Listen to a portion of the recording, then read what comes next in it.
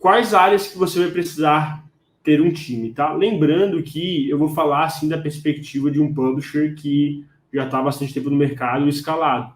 Você não precisa começar com todas as áreas. Eu sei que tem uma curva de aprendizado e de crescimento natural das empresas, onde você começa com um time mais enxuto, às vezes a operação é só você e alguns freelancers, às vezes, né, você tem auxílio de algum parceiro, mas geralmente quem está começando é muito enxuto, e você vai criando esses times à medida que você escala. Tá? Então, eu vou te dar uma estrutura, um mapa, digamos assim, para você montar uma estrutura de time, mas você não necessariamente vai precisar de todas as áreas, depende muito do seu tamanho de operação. Quanto menor a sua operação, obviamente menores você vai ter que ter os seus custos, né? Então não faz sentido você ter todas essas áreas. Quais que são as áreas que é relevante você gerenciar um time, criar um time à medida que você escala, né? Então, uma das áreas mais importantes que eu vejo para quem trabalha com performance é a questão de tráfego.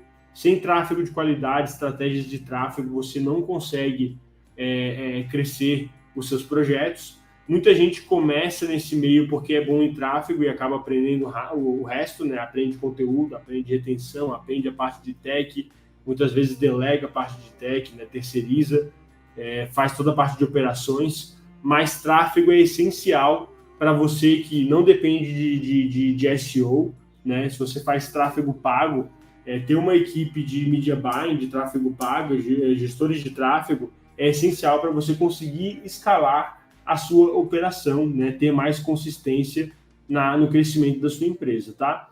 A outra área que você precisa treinar time é a parte de conteúdo. Muita gente acaba deixando de lado essa parte, tem um conteúdo muito abaixo do que o Google espera, e isso acaba dando problemas lá na frente. Então, se você quer escalar com qualidade, é importante que você tenha um conteúdo de qualidade, você tenha uma boa equipe, tenha bons redatores, né, bons editores, alguém que gerencia os seus briefings, né, faça tenha todo um cuidado em produzir conteúdo de qualidade nos sites. É importante que você tenha uma área de retenção. Tem muita gente que trabalha com tráfego direto e que não tem tanta retenção nos projetos, mas quem trabalha com e-mail, com push, com SMS, com WhatsApp, precisa ter alguém cuidando desses canais, né? Uma estratégia omnichannel, né? De vários canais, então você precisa ter alguém cuidando de retenção, muitas vezes um time para isso. É importante que você tenha um time de tech. Aqui, geralmente, é um pouco mais difícil de você conseguir, eu diria que é a área mais difícil de conseguir profissionais qualificados. Então, muita gente acaba delegando a parte de gestão de servidores, de gestão de tema do WordPress, gestão do site, de plugins, né? Ou a pessoa tem experiência com isso e acaba se virando, mas é uma parte bem difícil de você delegar e bem importante, porque ela afeta diretamente a performance dos projetos. Se você não tiver um projeto bem organizado, bem performático em relação à parte de tech, você vai deixar dinheiro na mesa, tá?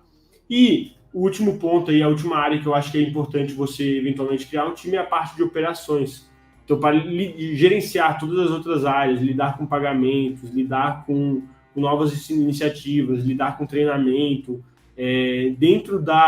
para você meio que unir todas as áreas da sua empresa, você precisa ter um local, né, uma área de operações. Então, a área de operações, ela vai lidar com esse tipo de comunicação entre as áreas e fazer com que as coisas fluam bem, mesmo com que você não esteja, né, envolvido tão diretamente. Quanto melhor a área de operações, menos tempo em coisas mais de operação você vai ter que investir, e mais tempo você pode investir em crescimento da sua empresa, em novos projetos, novas fontes de receita, relacionamento, né, parcerias. Você pode investir em outras coisas. Então, ter uma área de operações pode te libertar da sua operação, né? A gente vê muita gente que é muito publisher escravo da operação. Se o publisher não estiver ali no dia a dia, a parada não anda, né? Se ele ou ela não estiver ali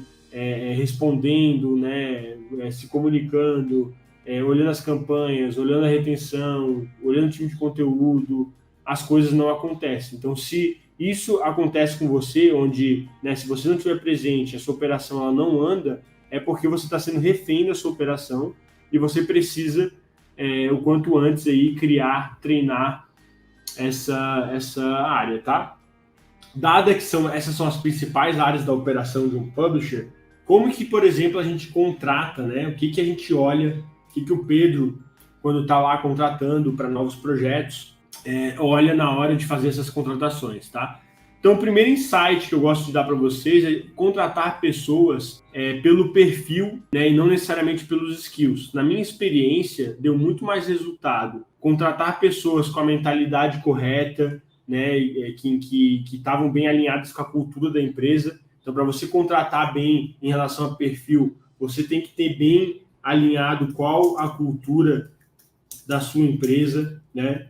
Quais são os pontos, assim, são os pontos que não podem faltar, né? O que a pessoa precisa fazer no dia a dia e a forma como ela precisa se comportar no dia a dia para você ter uma contratação casada com a cultura da sua empresa. A pior coisa que você pode fazer é contratar alguém que não está de acordo com a cultura da sua empresa. E quando você não tem uma cultura bem definida, que geralmente são os donos da empresa que definem isso, você vai acabar falhando em relação a isso. E pessoas não alinhadas com a cultura podem afetar outras pessoas no time. Então, você pode até ter outras pessoas muito boas no seu time que queiram sair da sua empresa porque você está contratando errado, tá? Então, é sempre aquela velha história, você tem que contratar devagar e demitir rápido. A hora que você for contratar alguém, faça o processo de contratação com certo zelo, porque contratar errado, você vai estar minando aí os resultados da sua empresa, você vai estar sabotando a sua própria empresa, tá?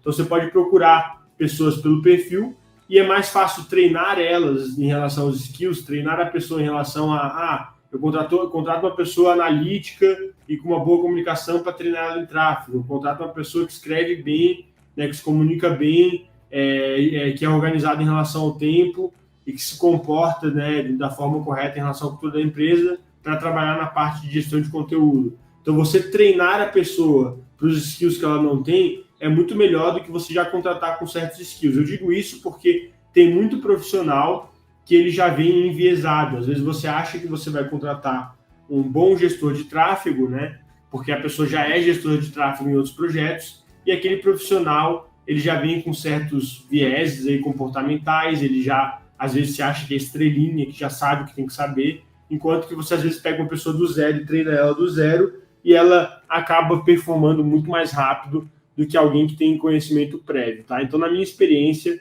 contratar a pessoa com conhecimento prévio, fora, né, salve algumas exceções onde o perfil da pessoa, né, a pessoa tem um perfil muito alinhado com a empresa, com a cultura da empresa, e ela já tem os skills, então tudo bem, pode ser, né, considerado, mas você contratar só pelos skills e você não, né, investigar direito a questão do perfil, você pode cometer aí graves erros na sua contratação, tá?